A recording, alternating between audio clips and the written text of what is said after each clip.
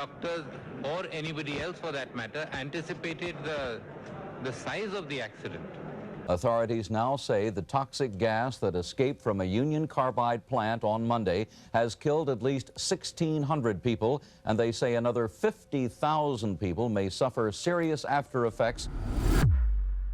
December 3, 1984, just north of the suburbs of Bhopal, the capital of Madhya Pradesh, India, was the Union Carbide India Limited pesticide plant. The American company Union Carbide Corporation created an Indian branch named Union Carbide India Limited. Until 1977, the UCIL factory continuously emptied waste and byproducts used in the factory into nearby pits. In the late 1970s, the factory began formulating and bulk storing methyl isocyanate, commonly known as MIC, from the US. Although the Indian branch requested to ship the MIC in smaller containers for safety, the main branch refused. Between 1978 and 1984, the Madhya Pradesh Department of Industry Safety and Health recorded 6 prominent accidents at the UCIL factory. The Bhopal plant also faced a loss of $7.5 million, forcing its management to compromise on safety protocols. In 1982, an operational safety survey conducted by C.S. Tyson classified the safety hazards as major, and the factory was also listed in India's top 40 industrial concerns, further increasing speculations regarding the factory's safety.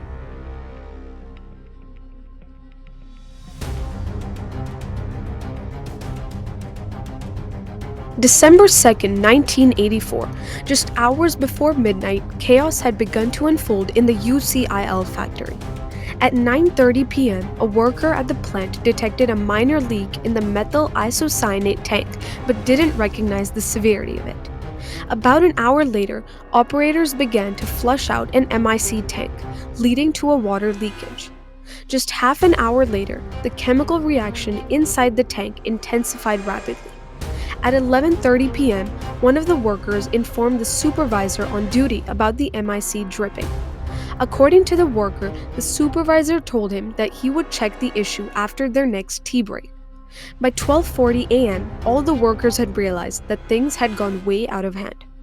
As the temperature rapidly increased, a worker at the factory, along with the supervisor, saw the MIC gas shoot out of the tanks. While most of the gas initially lingered over just the factory, soon it began to make its way into the nearby slums.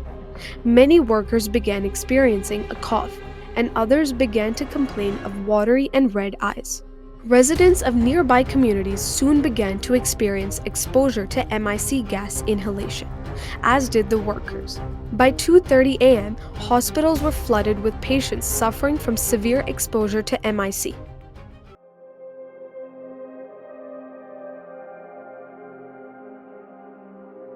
3,787 casualties, 574,366 injuries. In just 24 hours, the city of Bhopal had become a gas chamber eating away at its own people. The Bhopal gas tragedy remains one of the most tragic and deadly industrial accidents the world has seen. Apart from the number of casualties suffered on the day of the attack, thousands more were left with emotional trauma and lasting health implications. Doctors were unaware of how to treat MIC exposure, leading to higher fatalities. Many died in their sleep. Others died in vain, attempting to run away from their houses. Others claimed that the smell of the MIC initially reminded them of the smell of burning chilies, with their eyes burning and their cough intensifying. Thousands were left with lifelong disabilities, respiratory diseases, neurological damages, ocular problems, gastrointestinal and immunological complications, and genetic disorders. The consequences of the toxic methyl isocyanate cut much more deeply through the wounds of pregnant women. In Bhopal, the number of exposed females and their daughters with premature menopause and period irregularities has dramatically increased. This not only led to deteriorating health for the women of Bhopal, but has also raised social problems in conservative settings across rural India. Women who were pregnant during the gas leak and women who conceived after surviving the gas leak often suffered spontaneous miscarriages, neonatal mortalities, and decreased fetal weight at birth. The problems only continued for the coming youth of Bhopal, as many were born with incurable disorders.